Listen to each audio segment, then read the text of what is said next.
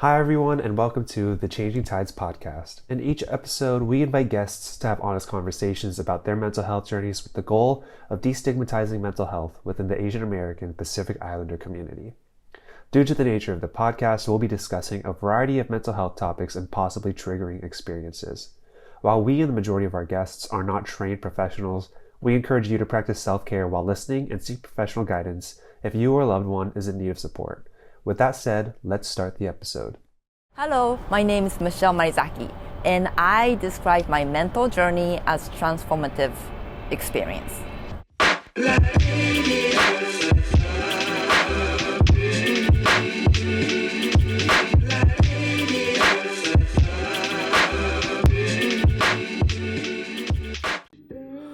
Hello, everyone, and welcome to the Changing Tides podcast. I am your host, Matthew Yonemura, and thank you for tuning in. We are in the year of 2025, a year that is tumultuous, that is ever-changing, that is unpredictable. And just like that, the Changing Tides podcast is unpredictable because I actually don't remember how many weeks it has been between this episode and the last. But nonetheless, I appreciate everyone for listening in. And I think the majority of our listeners are here for my guest for this episode. And I don't blame you. What a great person, comedian, woman, overall talent, though wickedly talented. And I'm not going to say her name yet, because I wanna tease to stick to the end where I want to get a little bit personal, and I want to get a little bit. I need to answer one of Michelle's questions at the end, so stick around. I just said her name, so we're just going to get into it. We have comedian, podcast host, mother, and when I say mother, I mean mother, on the podcast today. We filmed outdoors at the Terasaki Budokan, where if you're watching this on YouTube or Spotify, we're doing video episodes on Spotify now. Wherever you're watching this or listening to this, the video is very blown out because it was a very sunny day in LA. But hey, you still get to see the both of us smiling and laughing together. The guest of this episode is Michelle MaliZaki. And I had to put MaliZaki emphasis. I need to try. I need to try to put the emphasis in the right way. MaliZaki. Michelle, thank you for being on the podcast. I first got to know you because you performed at our Josei Senyo comedy show. Well, thank you so much for having me on that show, and thank you so much for having me as a guest. Of course. And I'm so sorry that I couldn't even attend. I know, like, where is Matthew? I was in Arizona. Oh, yeah. What were you doing? Another work trip. Okay, I'll brag. We were watching the Dodgers play in the spring training leading up to the regular season because Dave Roberts is half Okinawan. Yes. And he's a big supporter of my program that I oversee, Nice. Changing Tides, and the name of this podcast, Changing Tides Podcast. So that's why I wasn't here. But my wonderful colleagues made sure that the show went well. Oh. And I wanted to record here because this is behind us on the stage is where you performed. And we're going to deal with the sounds of LA. It's going to add to the ambiance of the podcast. So I hope our audience can bear with me. And if you ever can't hear me over helicopters or sirens, just let me know. Like what? Yeah. Huh? Hello? So please just let me know. Oh, yeah. But Michelle, with this being the first time, But can I brag too? Please do. You know, I used to work for Japanese TV production, and it was everything that sent back to Japan. And sometimes I got to do Japanese sports news. Yeah. I mean, I don't know, my hand's famous. Like, I used to interview Joe Torre. Oh, wow. Ichiro, Matsui. Wow. Yeah, 20-some years ago. But I got to go to, I think Dodgers used to camp in Florida. Okay. Vero Beach. Oh, yeah. Yeah, and I used to go there and then watch all the games. And I got to go to locker room. So we should have world championship rings as well. I know, I want that bling bling. I know. So we're both friends of Dodgers. We should be on the team. I know. I want to sing that national anthem. You would be amazing at it. I know, right?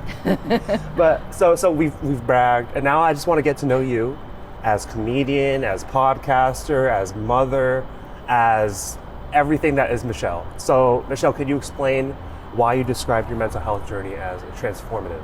Because I don't know, I was born and raised in Japan, and I came here to go to school when I was 19.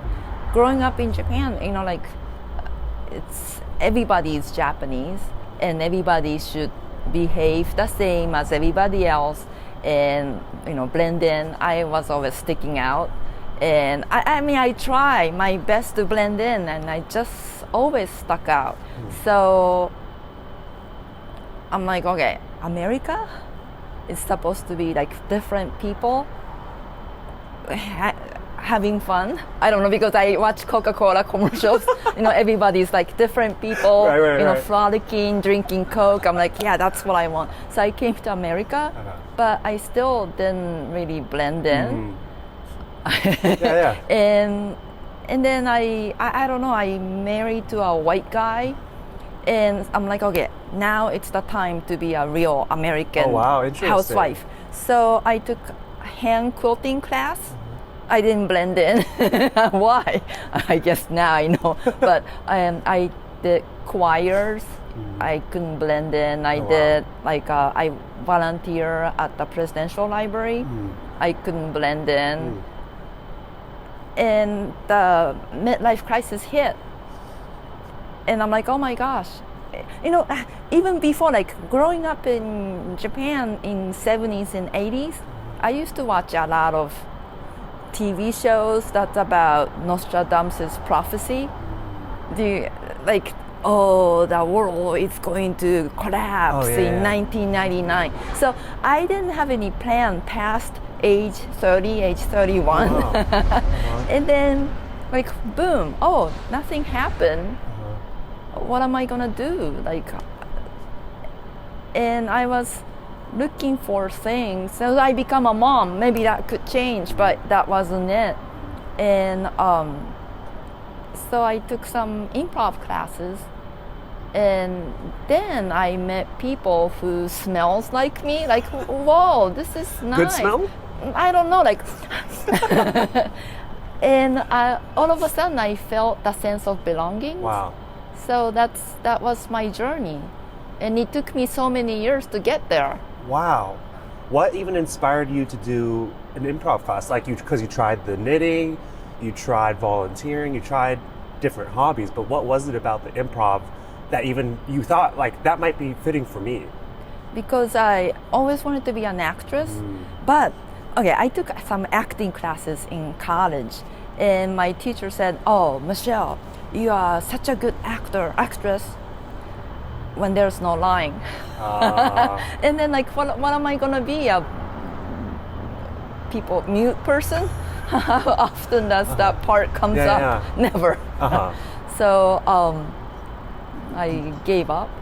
And then, improv, you don't have to remember lines. Maybe that's it. Wow. And then what was the gap then between college trying acting to improv class? What was the time frame? So I tried taking acting classes in college. That's when I came to America. And then I gave up, and I got a job after college. And then I'm like, I wanted to be an actress. So I took some classes, but nothing really happened. And then I kind of quit. And then I got kids, and I had some time. I wanted to. I didn't have time, but I wanted to get away from my kids for a little bit. And then improv. Wow. And there was a improv class by my house, by Park and Rec. So hurdle was really low. So I'm like, okay, I'll try it. That's awesome. Yeah. And then the teacher was he was a graduate from Second City Hollywood. Oh, okay. I'm like, he's like, go see the show. And I went to see a show. And before that, I thought comedy was all dirty. I like dirty talk, but I'm not really comfortable when I'm forced to listen to something more than just a little dirty talk. And when I went to see Second City show, it was all they said to age 2 to 200. I'm like, my kids could come. And then it was so much fun without talking about body parts. So I was like, this is great. I want to do this. I want to get into the comedy more later because while I wasn't able to see you perform here, I looked through your social media and some of the bits that you put up, and I want to get into that and the cultural side of being Japanese, but I'm rushing. I want to slow down a little bit. You mentioned like the midlife crisis portion of you wanting to get back into, your passion for acting and just, coming into your own. I think like that's something that we haven't really explored on our podcast before. So I'm really curious, like, how did you kind of dig yourself out? Was it like a depression? Was it a low, or was it like an anxious? Like what was the feeling around that? Feeling around the midlife crisis. Midlife crisis. Yeah. Well, so first of all, when I was 30 years old, I was working on a TV program for Japanese TV in Japan. There are 3 guys from Osaka riding Harley Davidson across the America. Oh wow! Like wow! Yeah. And then after a few days spending with them, I'm like, oh my gosh! When I go back home, I'm gonna get me a Harley Davidson. I got my motorcycle license, and I thought that was midlife crisis. 30 years old, and then a few weeks later, I found out my grandma passed away, and she was 98. I'm like, 30 is not a midlife. Right. And then around 40, so I decided to become a stand-up comedian when I was 48. That's my midlife right there. Wow. Wow. That's so exciting then. I don't know about exciting. It is exciting. But a lot of comedians know they want to be a comedian by age 20, so they got extra time to waste, but I don't have that much time to waste. I just have to keep on going. But you know what, I think where so much of good comedy comes from is through life experiences. And I think you reflect that in what I've seen from your acts. But I think would you say that you're able to pull from life experiences that you didn't think were comedy and turn them into comedy? Yeah, so I always wanted to be an actress, and also I wanted to be a copywriter when I was in middle school. Yeah. Oh wow. Yeah, and then a few years ago, I'm like, copywriting and acting together is stand-up comedy. Yeah. Like I'm doing what I really wanted to do. Yeah. Something as I was looking into, our discussion, something from your website, which I think is kind of reflective of what you're saying. I loved what you said. People often tell me that I am inspiring. That used to kind of offend me, but I get it. My drive is to show anyone can do it if you commit to your dream. So I love that, but you also are battling with this side of you that's saying you lost time because you started late. Where did the drive come from, other than back to wanting to be an actress at a younger age? What's the drive that keeps you going? So I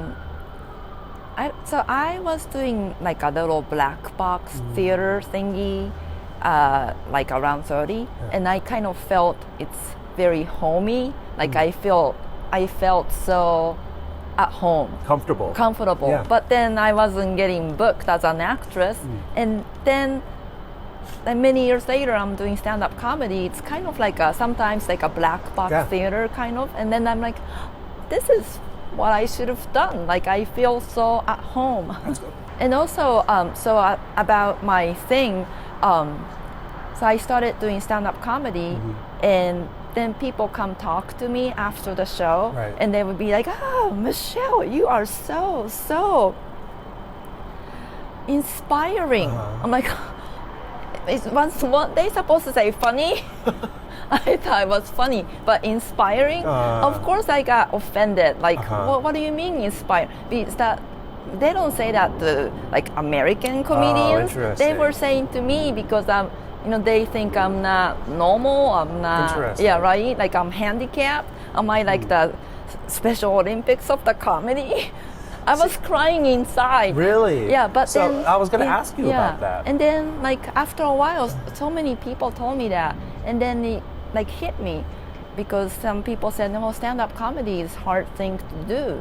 So if I could keep on going and become a successful comedian. I don't know what successful means, but if I become successful enough, then people will see, oh, if she could I could make it. They could all make their dreams come true, and that's what I want to do. Like, I want to show like everything is possible. Just don't give up. I want to ask.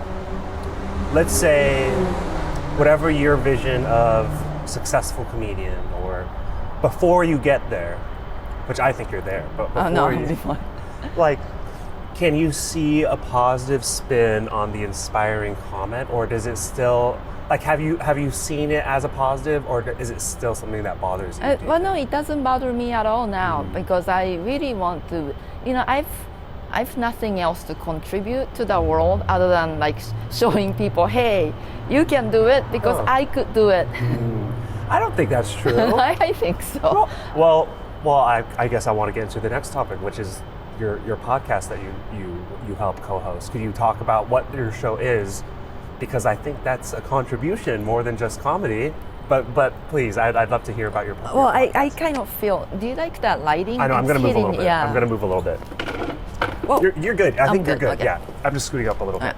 Yeah. So I feel so embarrassed about myself because I don't know anything, and this was such a learning experience. I knew, because I used to work down the street by the First Street in San Pedro. I knew of the museum, and I've been to the museum, but I only knew the surface of Japanese American history. And then all of a sudden, I was asked to be a co-host for the podcast for Japanese American National Museum. I'm like, what? Every episode I learned something new, and I don't know, it's like social activist. That's such a selfless thing. And I'm a selfish person. And I can't believe, like, Yuri Kochiyama, she's a Japanese American, and she was a social activist fighting for the black people. And could I ever? No, I don't think so. But like, learning about them is the first step to, and it's like every episode I'm learning a lot of things that what Japanese American had to go through, and it's been a blessing for me. Yeah. So, you mentioned being selfish, but why did you say selfish? No, but you mentioned the sun is moving fast. It's moving very fast. I think you're good. If you need to move, you can move. Okay. But we're on the fly here. We're improvising. Okay. But you're talking about what you're able to contribute, which is comedy, and comedy is more powerful than I think a lot of people give it credit for. And you are inspiring people.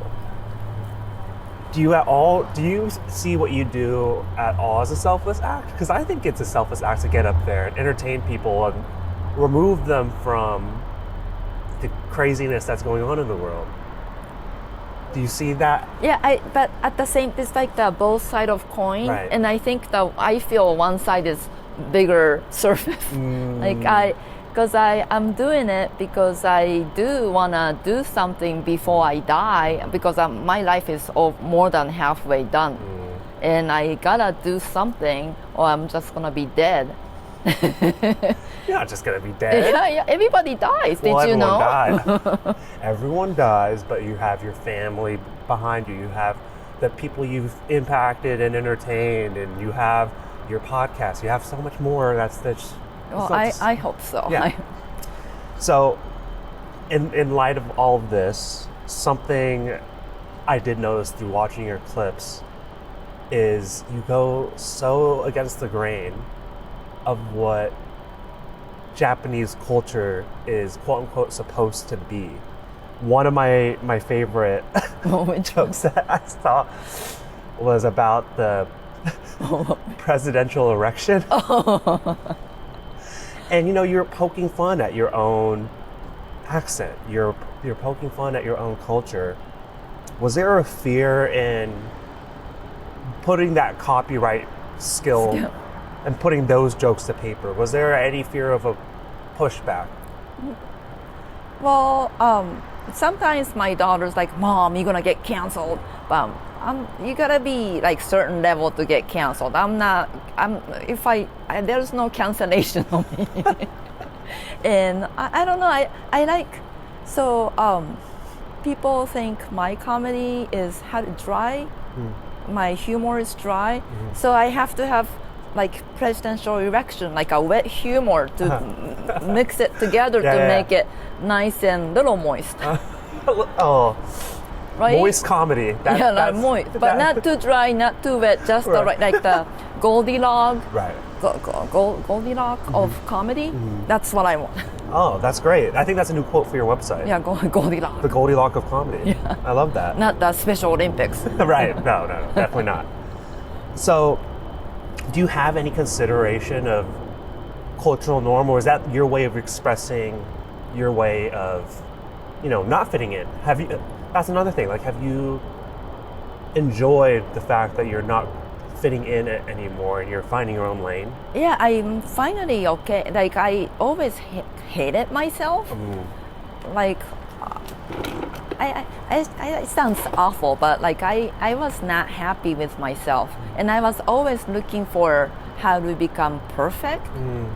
I don't know what perfect means, but like wanna be a perfect person. But then now I learned to be okay with all my flaws, and I kind of love my flaws. What was it that got you to that point, do you think? I don't know. Like I've read so many self-help books, and after few books, it tells you the same thing. Like just let it go and like enjoy your moment. And I guess the improv is like you have to live in the moment to do improv. Right. And I think that also helped me. Do you think? I think some, as I was mentioning earlier, some people see comedy as a very deep thing. Do you have a perspective in putting comedy as, someone who is Japanese? Like, do you have how do I put this? I wrote the question, but I don't even think I could explain it. Like, what is your perspective on comedy as a Japanese person who's not so buttoned up, who's not the stereotypical Japanese woman? Like, what is your view on comedy? I don't know. It's kind of weird because I was Japanese and I came here and I've been living here for a long time. When I go back to Japan, people could smell I'm not Japanese. Interesting. And so I don't know. And also I don't know. I think comedy is just whatever you think and tell people about what you think. I don't do political comedy, but like political comedy too. Like it's not right or wrong. It's their opinion, what they think, and make it funny, I guess. So I guess I'm just saying, because stand-up comedy, you have to have a setup that is true, and then tell your opinion or give it your spin on the setup. And I guess I'm just giving my own spin to the truth. I guess your spin on political comedy was presidential election. Yeah. I also have other stuff, but I don't know. I don't want to get killed. Canceled. Yeah, or canceled. Yeah. Well, I can't get canceled because I'm not there yet, but I might get killed. Oh. Okay, knock on wood, neither happens. Oh, okay. Yeah. We don't do that in Japan, like knock on. Is that right? Yeah, like why knock on wood? Honestly, I don't know either. Is that a coughing wood or the? You know what? I'll research it, and then on the outro when I record it at home, I will let you know through that. But again, what brought all of this together, what brought you to the podcast, was your performance here at Terasaki Budokan, bringing you to Little Tokyo to perform at the Josei Senyo Comedy Show. Could you talk to me about how that went and benefiting one of our programs at Little Tokyo Service Center, Kosamosu, which is for in support of domestic violence survivors. Can you talk to me about that performance? Yeah, that was fun. That was really, well, it was cold, Yeah, but it was yeah. fun. Yeah. And onigiri and beer was so good. The onigiri, oh my gosh, that onigiri was best onigiri I ever eaten in Really? America. Yeah. Really? Maybe in Japan, it was so good. Do you know where it is? Is that right around the corner? It's around, where are we right now? Go down First Street, and in the Weller Court Plaza, it's called Rice and Nori. So I should say thank you to Rice and Nori. Yeah, 'cause it was so good. They donated all those Oh, for they our show did? because Oh. they knew what the show was for, which was Kosumosu, and they donated all of those for us to sell and increase our proceeds to our program. But yeah, it's so good, It's right? so good. Yeah. So do you help? What kind of things do you do? You help people, like Japanese or Japanese American people with domestic violence? So it's a little bit, it's a lot of Asian Americans or Asian people in general, not just Japanese. And it's whoever comes to us through this program. We have our program directors of that program. I'm not actually involved with that. I help oversee Changing Tides and some other programs at LTSC, but I help with a lot of fundraising. And this was a new opportunity brought to us by Emmy to put that show on.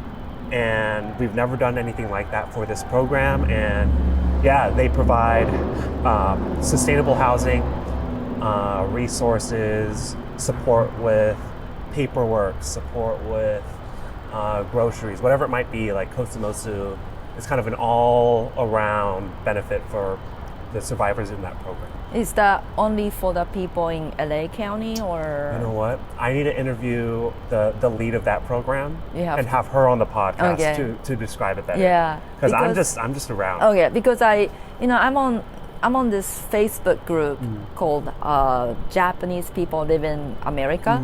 And there are a lot of times people are posting things that they are domestically abused. Oh, wow. And like, what can I do? Yeah. Okay. I'll have to look into that, Okay. and I'll have to get more answers from Vivian because while this is a podcast, I do want to actually Maybe provide you'll support. give- I know we're both. Thank you for helping me adjust so that we're not No, no, fighting go. the light. Yeah. Because I was telling you before, I didn't tell the audience, but I was telling you before that I was actually going to have us film on the Yeah. stage where we're in the direct light. So I brought us over No, here. then I would have looked all no face. But yeah, I want to get back to how it was to perform in a primarily Asian audience, Yeah. right? Is that I'm that guessing was that's fun. That yeah. was fun. But then one side was very warm. The other side, like bride and groom side, I don't know. One side was like not so Oh, really interesting. What? not so laughing. Like people are laughing on that one side more than the other side. So how do you go? Because I have also saw like you're performing in a lot of different rooms.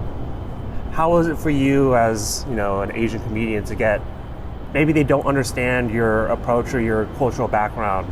Like, how do you handle tackling different rooms and trying to get the audience on your side? I just Just go. do whatever. But then comedy is like instant gratification. I see. I'm selfish. Instant because you say something and people laugh right there, or people don't laugh. Right. And so like you get the result right away. And usually when I go to new room, people don't know me, like comedians don't know me, and they just like I don't know, they just. But then after I do a good set, Yeah. people are like, nice to meet you. Right. Like, so it's like that's why I'm like want to do a good job. Could you share who's the comedian you've been most appreciative to show support? I don't see. I won a mentorship. I won a mentorship by Russell Peters Oh, yeah. a few years ago, and he is so nice, so nice. So I've learned so much from him. Oh, that's great. He's super nice. And great. I also met D.L. Hughley. Okay. He's so nice. Wow. Yeah, like all the big people are nice. That's great. It'd be awful if they weren't, right? Yeah. So, as we wrap up a little bit, we're closer to wrapping up. But yeah, I wanna ask directly, what is the Japanese America podcast about, and how you and Janum even, like, how did they find you to help them host? Well, I guess I got like a reference from, I was referred from my friend to co-host Koji Sakai. And Koji was looking for a Japanese American, but like a newer Japanese American. Newer. I'm not new, but somewhat new. As in newer. Like Shin Ise. Okay. Yeah, rather than like Sansei, because he's a Sansei. Got it. And so I guess I was one of the contenders. Oh, okay. And then you shared a little bit about some of the stories you've heard about Yuri Kochiyama for one, but besides from Yuri, like, have there been, like, can you share a little bit about one of the standout stories that you remember? And also there was a nurse called Grace. Her name is Grace, and she was a nurse during the World War II, and she was serving for the army as a nurse. And being a Japanese American, all white people, Right. how do you call that? Not camp, but like a army place. Oh, like a base? Army hospital, yeah, the base. She was, you would think, oh, Japanese, I don't touch my, because back then, like, I don't want to be seen by your kind, but she did really, like, she really helped people in that community, and that's amazing. Yeah. How often are the episodes coming out? Oh, so we have a podcast once a month. Nice. Yeah, and the first episode of this season was a little bit different because we talk about Japanese stationery. How far? I love Japanese stationery. Oh, well, who doesn't? Like paper, pen. Right. I have a festival. I'm hosting a festival. Wait, when is that going to be? May 16th and 17th. Where's that going to be? In Santa Monica. Okay. Yeah, Pen Paper Palooza. Okay, we're going to be sharing all this. Yeah. So I need the links to make sure that we can share it with our audience. So podcast comes out every month. Every month. May 16th, 17th, you're having a stationary festival. This is the biggest party I've ever thrown. Are you excited or nervous? I'm like both. I just got the ink that was made just for the stationery festival. Really? It's hot pink? Is it actually Hot pink? Yeah, hot pink. So cute. And I give you one. Oh, well, this is for me? Yeah, I also have like a postcards. Oh, we're sharing I these. have a poster too. Okay. A flyer. Wait, we should put them in the gym too. Yeah. For people to see. I brought. Oh, you're such a good promoter. I just got it. You could have a career as a promoter too. That's so cute. Okay, I'm gonna be there. Oh yeah, thank you. Yeah, I'm following you everywhere now. And what about comedy sets? Do you have any shows coming up? Yeah, I have a show. So I booked a show in January for Chocolate Sundays at Laugh Factory. Okay. 2 years ago in January, and I finally got to be there this month. April. Yeah, 25th or 27th. Okay, great. Yeah. April 25th. I think 25th, but I'm not sure. Okay. Yeah. Are there still tickets available? Yeah, I think so. Okay. Yeah. We're gonna send people to your show Yeah. too. I'm so excited. Yeah, I hope that everyone who listens to this podcast, all half a person of viewers that we have, I'm just kidding, we have a few more than that. Okay. But for all of our listeners, I hope that they discover your comedy, they discover the Japanese America podcast, they discover the Stationery Festival. I'm so grateful that we were able to have all of you Japanese comedians at the Terasaki Budokan to perform. It was so cool to see. It was so nice to have all the Japanese girls. Yeah, the Japanese girls. All girls. Right. Yeah. And Derek. Yeah. And Derek. Oh yeah, Derek. Oh my gosh. Gary. Did you hear about it? No. No, he's like keep on saying diarrhea in Japanese. Gary. Is that really? Yeah, I'm like, am I going after him? He kept saying it on the stage. But the way he said it, like Gary, like Gary, like somebody's like the name. Yeah. Gary. I'm Derek. He's such a silly guy. Isn't I he? know. Are there any tips or tricks to comedy or words of wisdom you'd like to share before I go to some sillier questions? I don't have any wisdom because I really don't know anything. But everybody dies. So just do whatever you want to do before you die, or you're gonna regret. Right.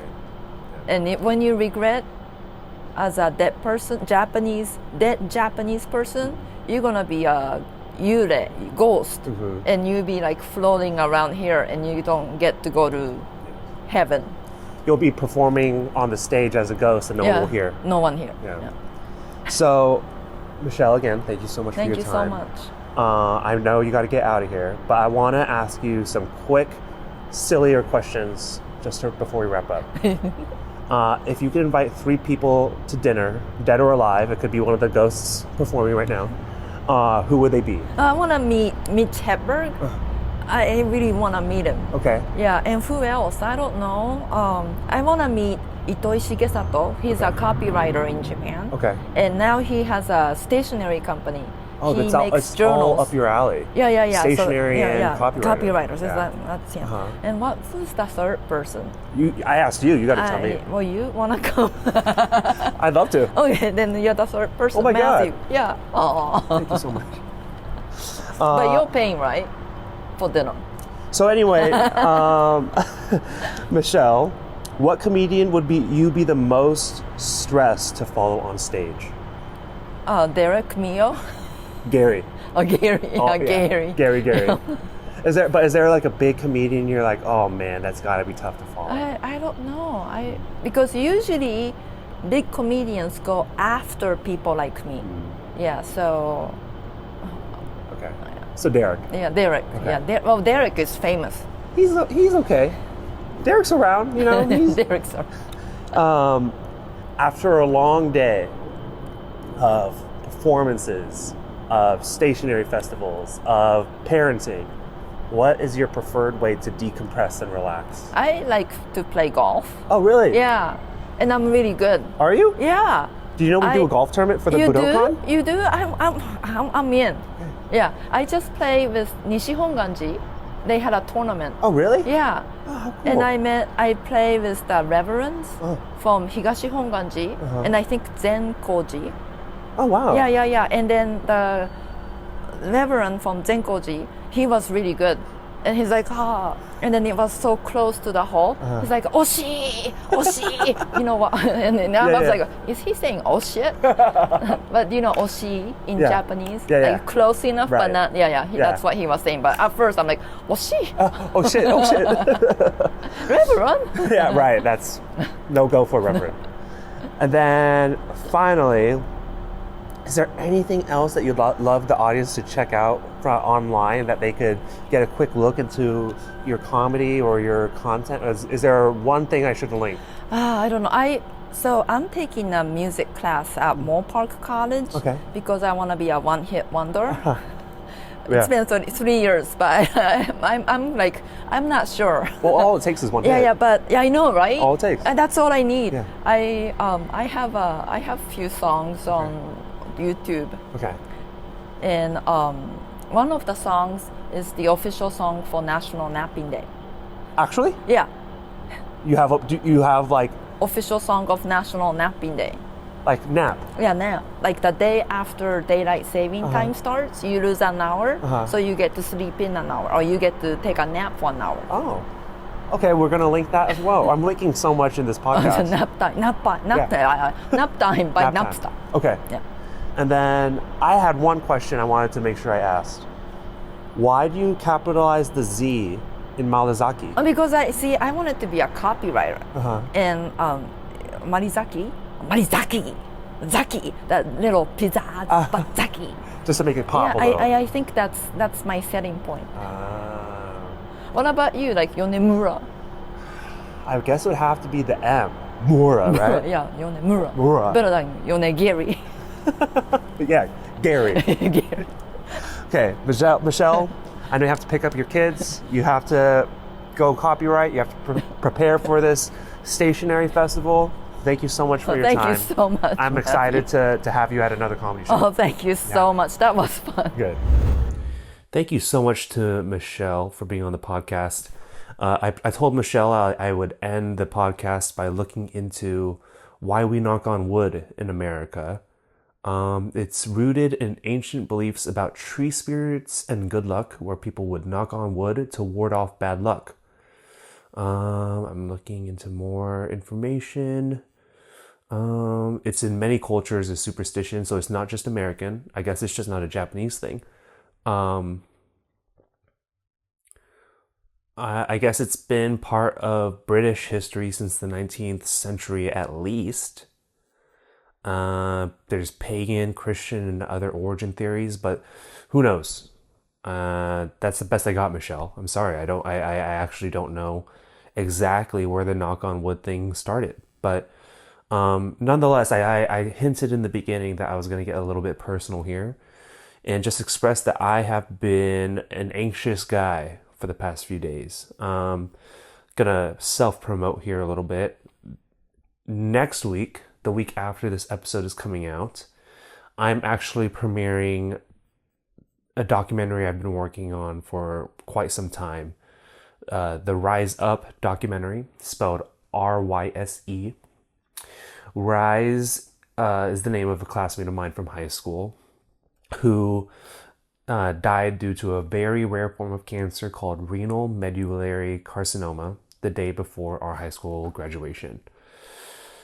I say this because it's been causing me personal anxiety for the last few days, while now. And I'm just excited for it to finally come out. I've been working on this documentary for 5 years now, and it's finally going to be screened and debuted for many people to see. For the longest time, I was telling myself I would not be in the theater for the premiere. I was telling myself, I'm going to sit in the lobby. I'm going to sit in the dressing room. I'm going to go anywhere else other than watching this film. But I knew deep down that I should watch the film.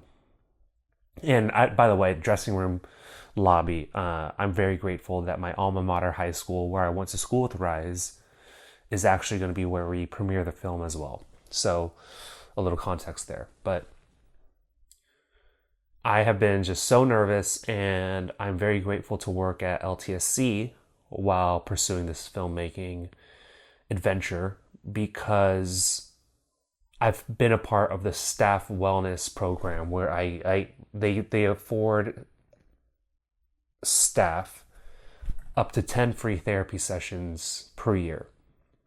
So of course, around the time of the premiere, I started doing continuing therapy with my staff wellness therapist, and I finally decided to sit in the theater, have a game plan in case I do get overwhelmed, and I could have an exit plan. So therapy works, people, and I will be the biggest advocate of that, because I was someone who thought therapy didn't work, but it certainly does.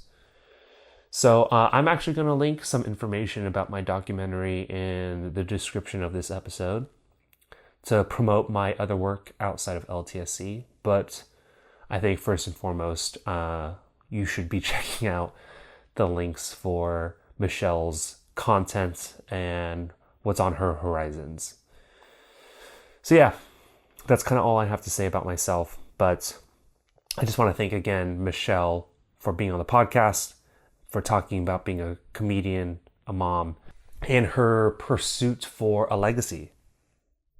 If you enjoyed this episode, you can subscribe to our shows, for our episodes releasing every other Tuesday, hopefully continuing to be every other Tuesday. Don't hold me to that. And give us a rating or review on your favorite podcast platform. If you would like to support our podcast and help us grow, you can do so with a donation to the link at the bottom of the episode description. To hear more about Changing Tides, follow us on Instagram at LTSC_Changing Tides, or check out our website thechangingtides.org. Let's continue to change the tide on mental health.